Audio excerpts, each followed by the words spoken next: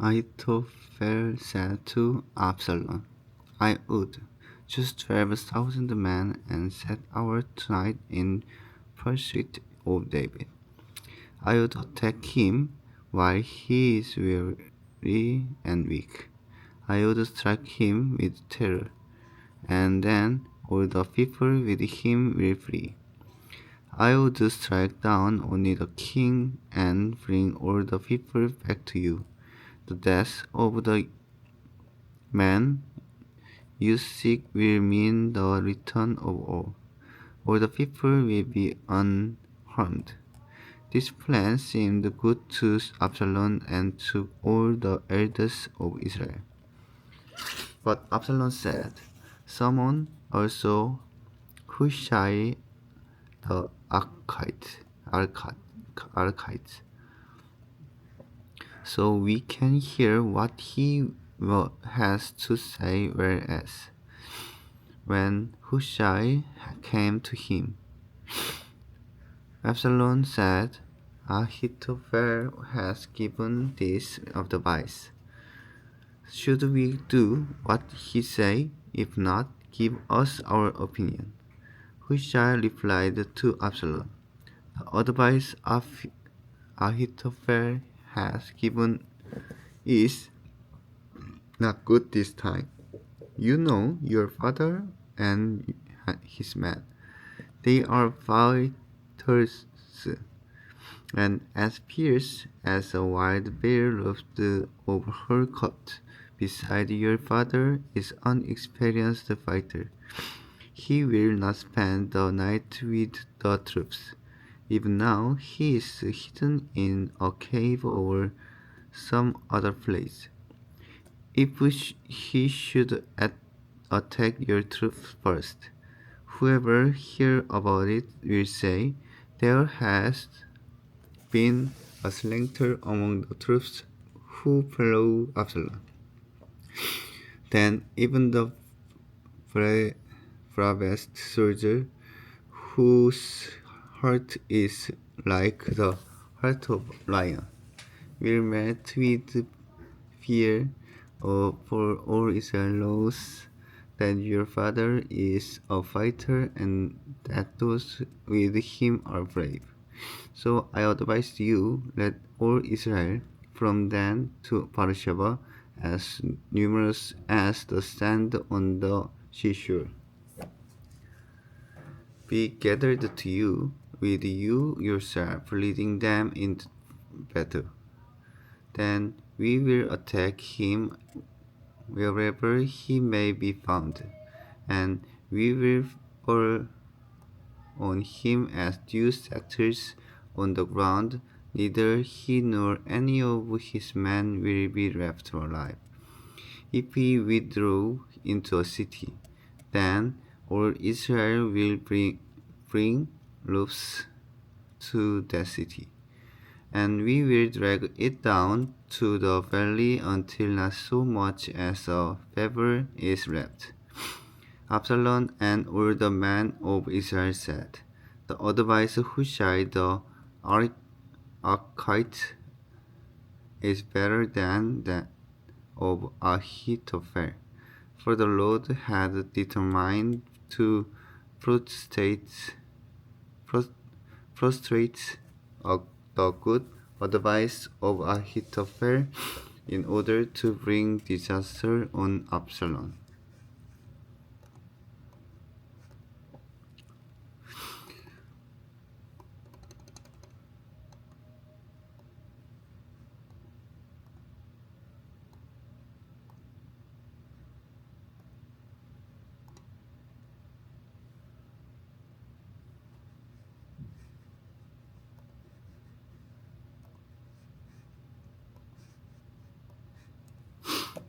Hushai told Zadok and Abiathar the priest, Ahithophel has advised Absalom and the elder of Israel to do so as so.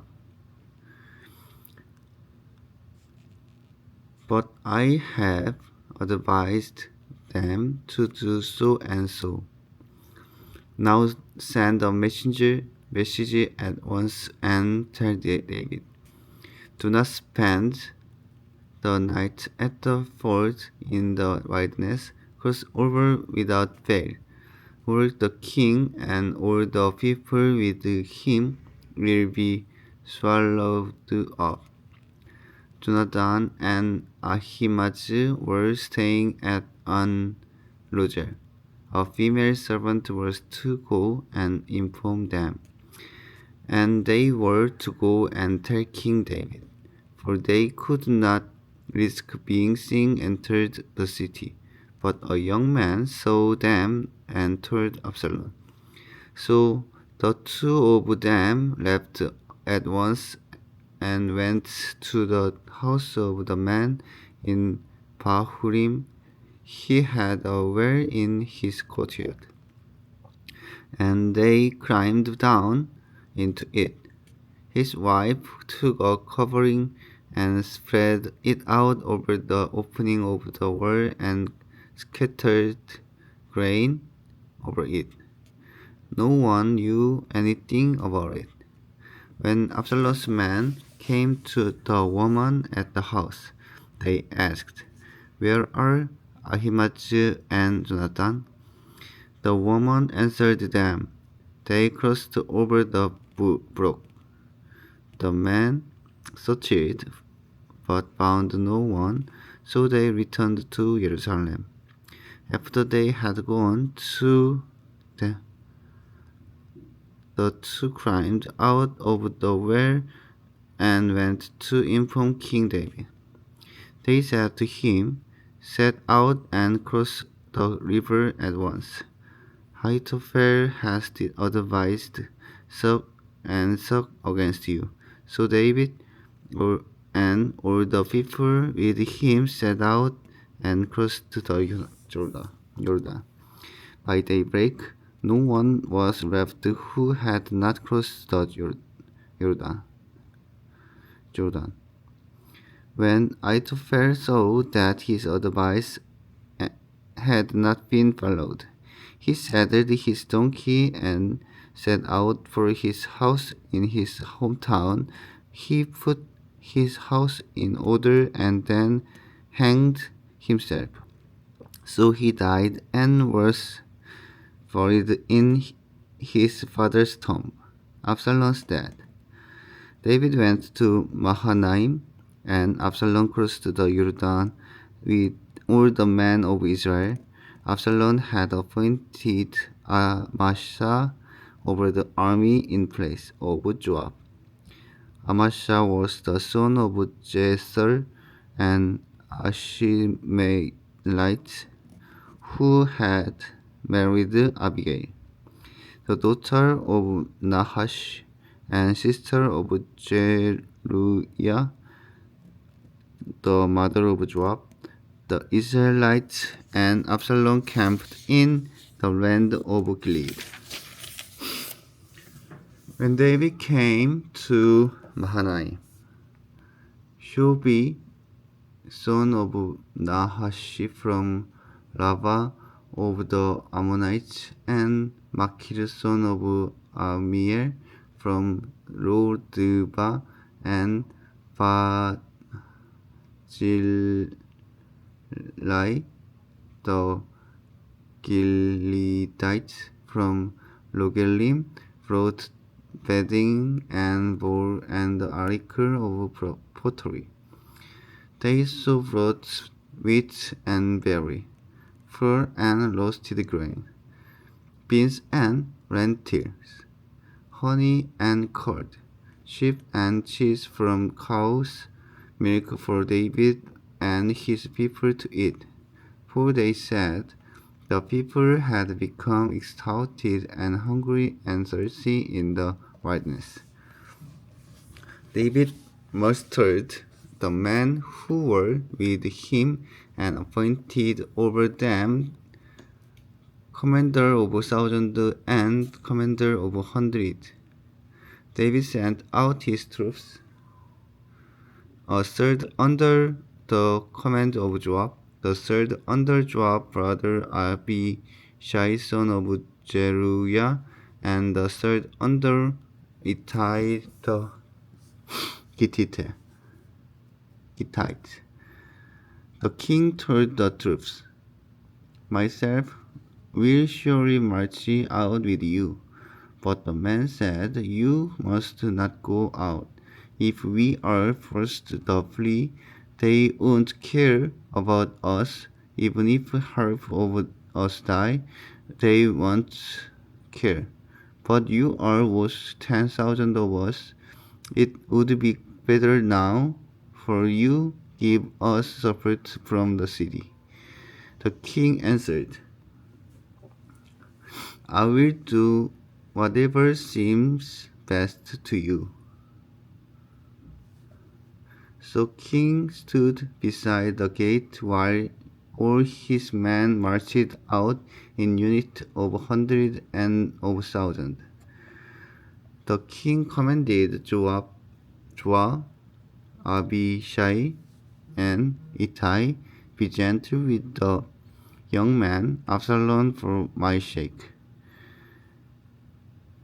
And all the troops heard the king give order concerning Absalom to each of the commanders.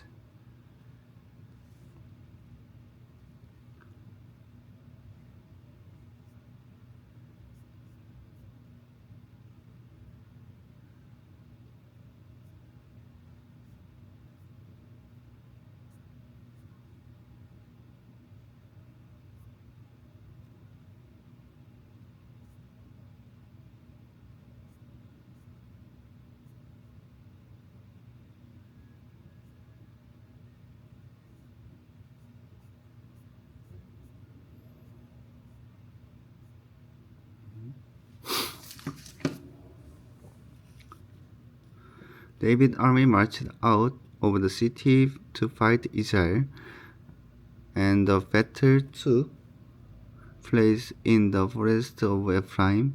There Israel's troops were routed by David's men, and the casualties that day were great, 20,000 men.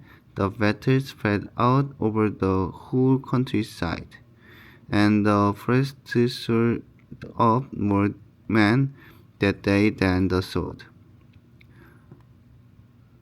Now Absalom happened to meet David's man. He was riding his mule, and as the mule went under the tree branches of the large oak, Absalom's hair caught in the tree. He was left hanging in midair, while the mule he was riding kept on going. When one of the men saw what had happened, he told Joab, I just saw Absalom hanging in an oak tree. Joab said to the man who had told him this, what? You saw him? Why did you strike him to the ground right there? Then I would have had to give you 10 shekels of silver and a warrior's belt. But the man replied,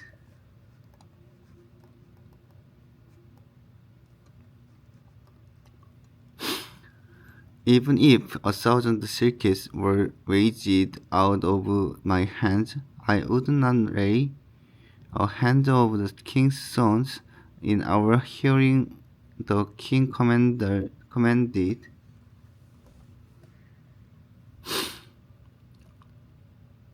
you and Abishai and Ittai.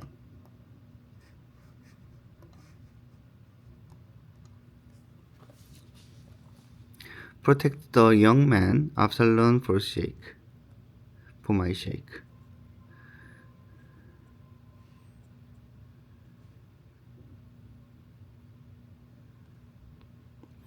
And if I had put my life in jeopardy, and nothing is hidden from the king, you would have kept your distance from me. Joab said, I'm not going to wait like this for you. So he took their javelins in his hand and plunged them into Absalom's heart while Absalom was still alive in the oak trees. And ten of Joab's armor bearers surrounded Absalom, struck him, and killed him. The Joab sounded the trumpet, and the troops stopped pursuing Israel. The Joab halted them. They took Absalom, threw him into a big pit in the forest, and piled up a large heap of rock over him. Meanwhile, all the Israelites fled to their homes. During the lifetime, Absalom had taken a pillar and erected in the king's valley as a monument of himself for his wrath. I have no son to carry on the memory of my name. He named the pillar after himself, and it is called Absalom's monument to this day. David Manuals. Now Ahimaaz son of Jodak said, Let me run and take the news to the king that the Lord has vindicated him by delivering him from the hands of his enemies. You are not the one to take the news today. Joab told him, You may take the news another time, but you must not do so today, because the king's son is dead. The Joab said to Cushite, Go tell the king what you have seen. The Cushite bowed down before Joab and ran off. Ahimaaz, son of Jodak, again said to Joab, Come what may. Please let me run behind the Cushite. But Joab replied, My son, why do you want to go? You don't have any news that will bring you a reward. He said, Come what may, I want to run. Joab said, Run. Then Ahimaaz ran by way over the plain and outran to Cushite. While David was sitting between the inner and outer gates, the watchman went up to the roof of the gateway by the well. As he looked out, he saw a man running alone. The watchman called out to the king and reported it. The king said, If he is alone, he must have good news. And the runner came closer and closer. Then the watchman saw another runner, and he called down to the gatekeeper, Look, another man running alone. The king said, He must be bringing good news too.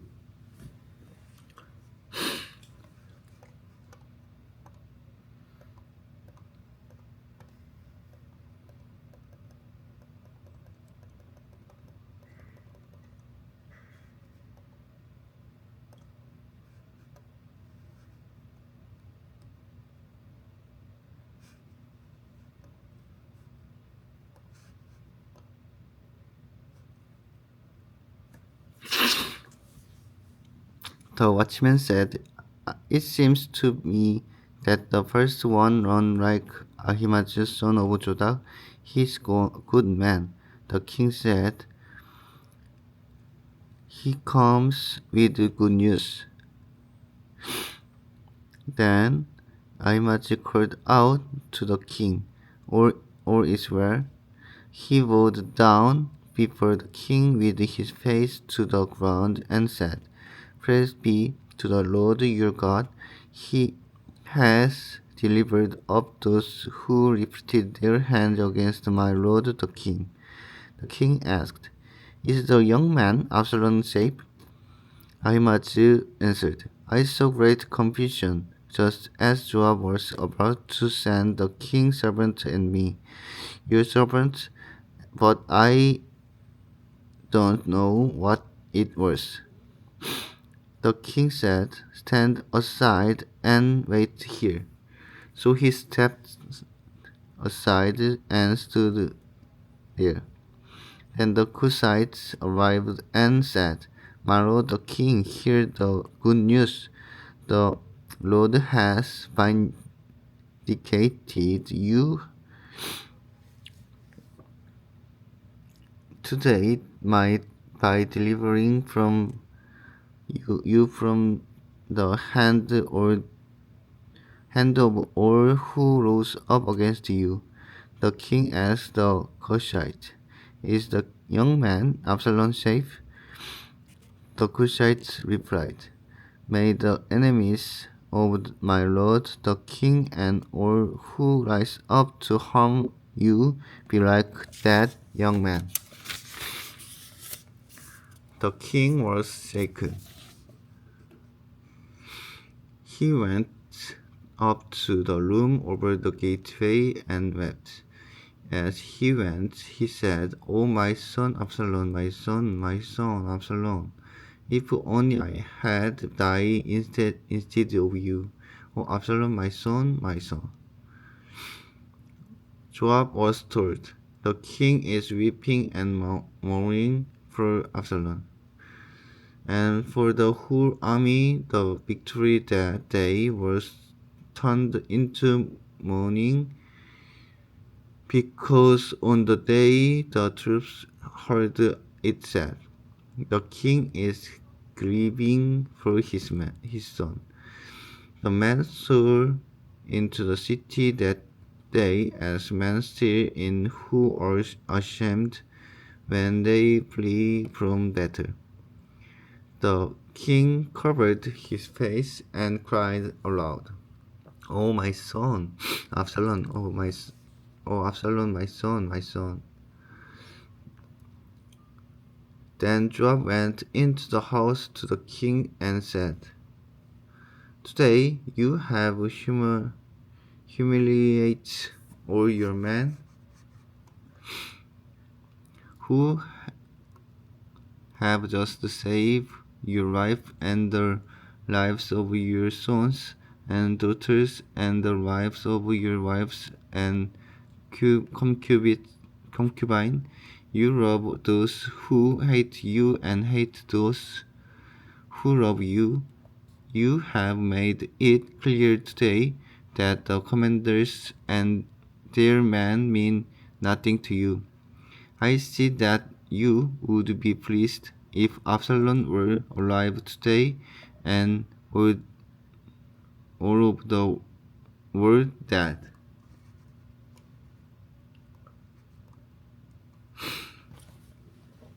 Now go out and encourage your men. I swear by the Lord that if you don't go out, not a man will be left with you by nightfall.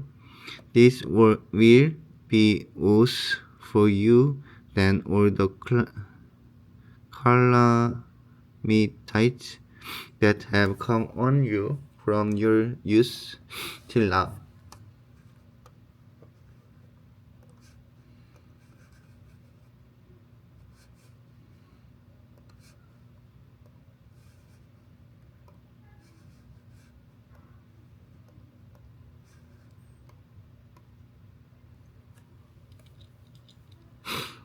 So the king got up and took his seat in the gateway. When the men were told, The king is sitting in the gateway, they all came before him. Meanwhile, the Israelites had fled to their homes. David returned to Jerusalem. Throughout the tribe of Israel, all the people were arguing among themselves, saying, "The king delivered us from the hands of our enemies. He is the one who rescued us from the hands of the Palestinians.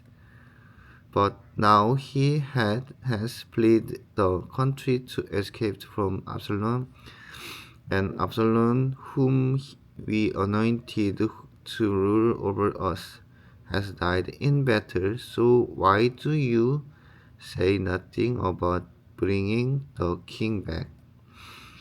King David sent a message to Jotham,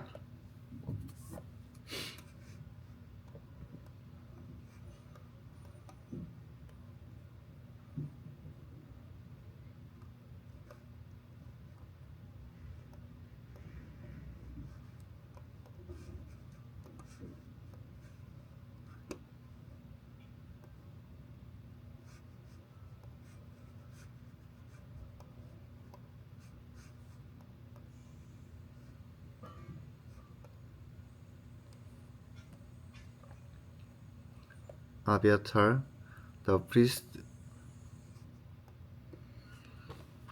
asked the elder of Judah, "Why should you be the last to bring the king back to his palace?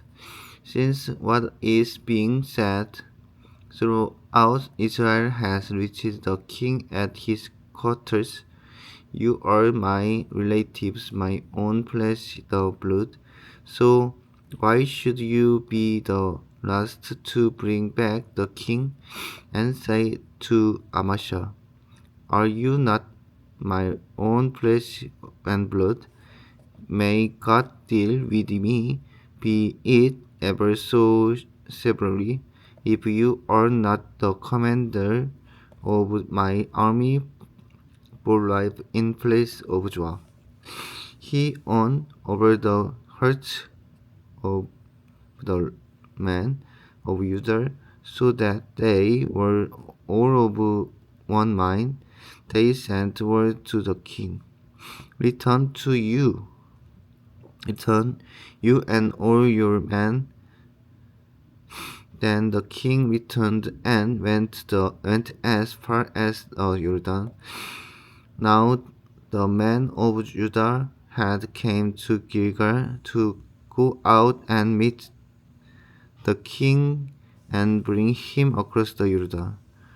Shimei, son of Gera, the Benjaminite from Bashurim, hurried down with the men of Judah to meet King David. With him were 1,000 Benjaminites, along with Ziba, the steward of Saul's household, and his 15 sons and 20 servants.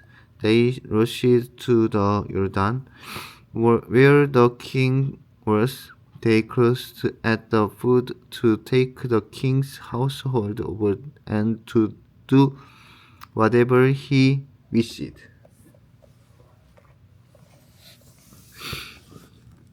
When Shimei's son of Gera, crossed the Jordan, he fell prostrate before the king and said to him, "May my lord not hold me guilty. Do not remember how your servant did wrong on the day my lord the king left Jerusalem.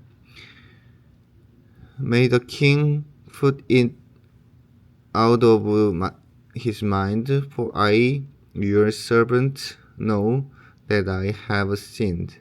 But today I have come here as the first from the tribe of Joseph to came down and meet my lord the king." Then Abishai, son of Zeruiah, said, "Shouldn't Shimei be put to death for this? He cursed the Lord's anointed." David replied, "What does this have to do with you, you son of Zeruiah? What right to do have to interfere? Should anyone be put to death in Israel today? Don't. No, Don't I know that today I am king over Israel? So the king said to Shimei, You shall not die. And the king promised him on earth.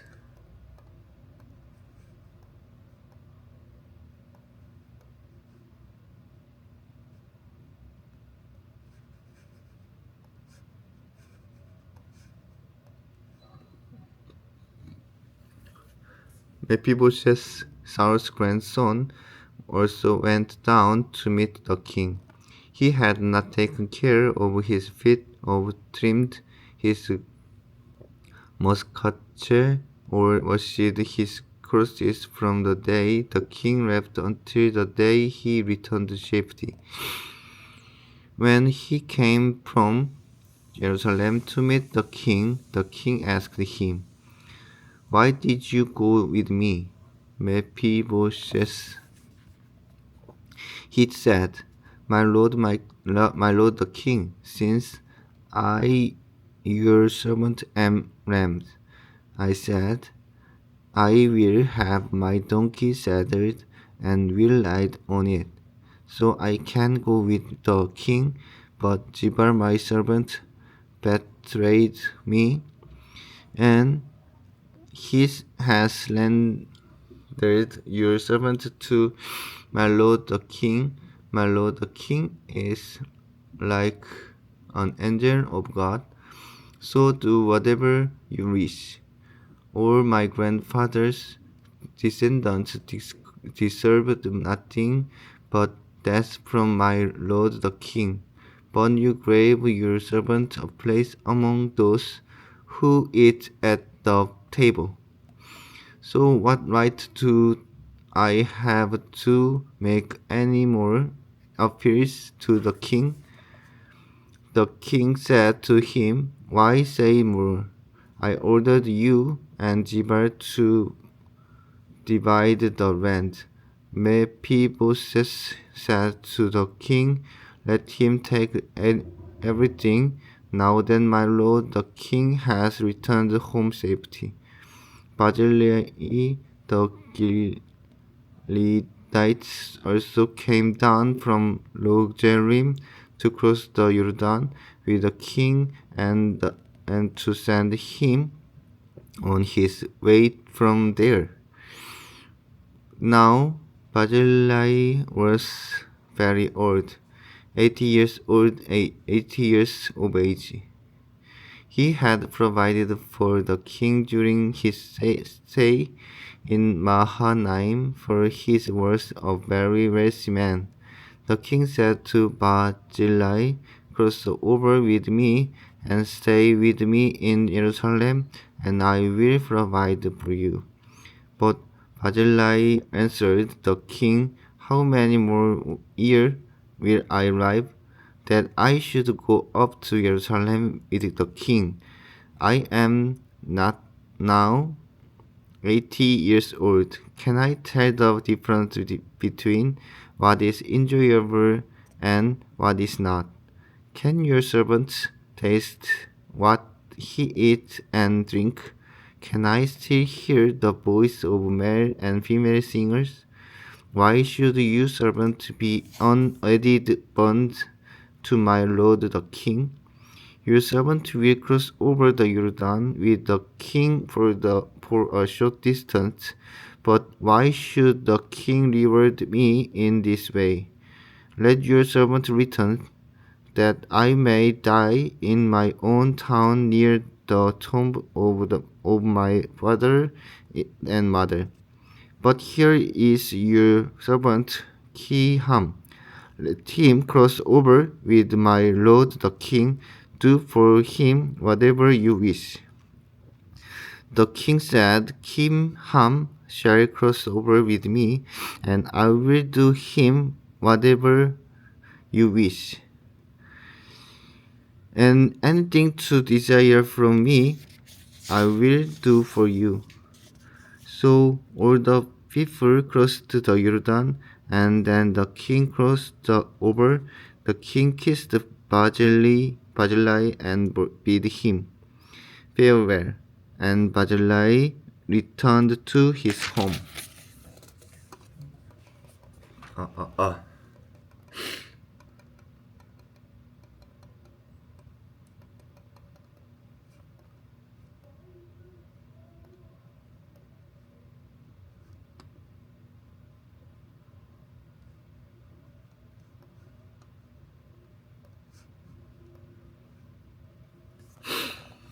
When the king crossed over Gilgal, Kimham crossed with him all the troops of Judah and half of the troops of Israel had taken the king over.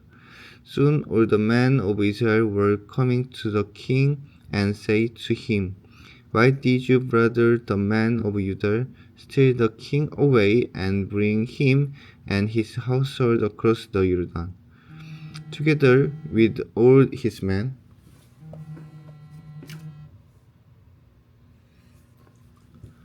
All the men of Judah answered the men of Israel, "We did this because the king is closely related to us. Why are you angry about it? Have you eaten any of the king's provisions? Have we taken anything for ourselves?"